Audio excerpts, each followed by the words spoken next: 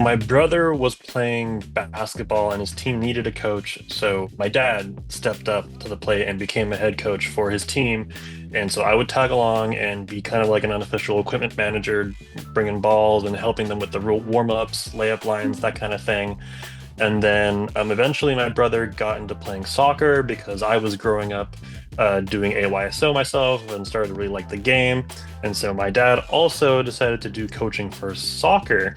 And then I got older and older. And then once I kind of was old enough to take on some of the actual responsibility of being a coach, he let me be an assistant coach for the team.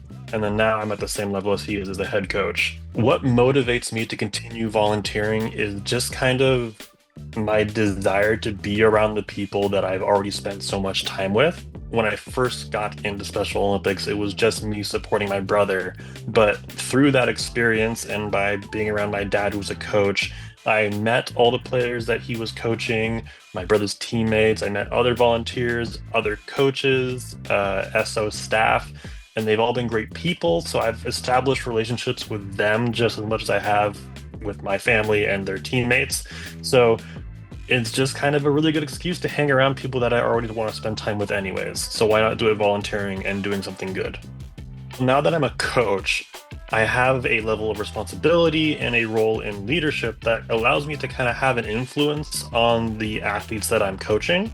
It's really rewarding to have that feeling that I coached an athlete in some way and then they've reached this next level of Mhm. sport, or they've kind of latched on to an element of sportsmanship that they got from me. So I love seeing the athletes grow the more time they spend being coached by me or just interacting in a sports context and learning, compatibility, um, uh, tolerance of other people, different personalities and ideals. And yeah, just kind of growing into better people.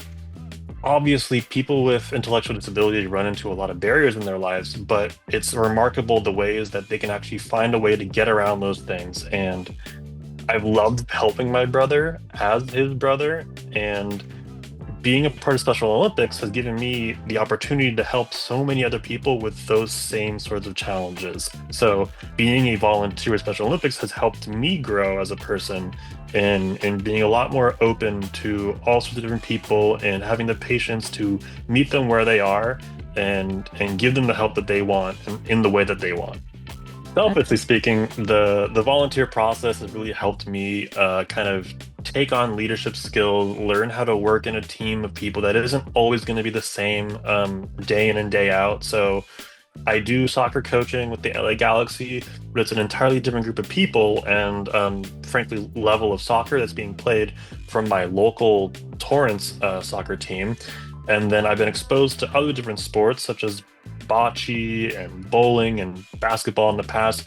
And it's all different groups of people, and they all need different things from me as a volunteer, whether it's logistics or just communication, coaching, being a liaison between Special Olympics and parents. And those are all different environments where I'm having to learn how to be helpful in any way I can. So being flexible is something that I've learned quite a bit. Even though I've been a coach for most of my involvement, the biggest memory that I have actually was in 2015. The Special Olympics World Games came to LA, and through the volunteering experience, I was able to get myself some tickets to the opening ceremonies that were held at the LA Coliseum. Having seen the actual opening ceremonies for, the big Olympics, and then seeing an event of pretty much similar scale being done for the Special Olympics World Games really emphasized how much of a global thing Special Olympics is. So seeing the procession of the athletes and the delegations coming from all the different countries that are participating really like set that example of like, oh, volunteering for Special Olympics means you are a part of something that's really big. And it's such a great thing to be a part of.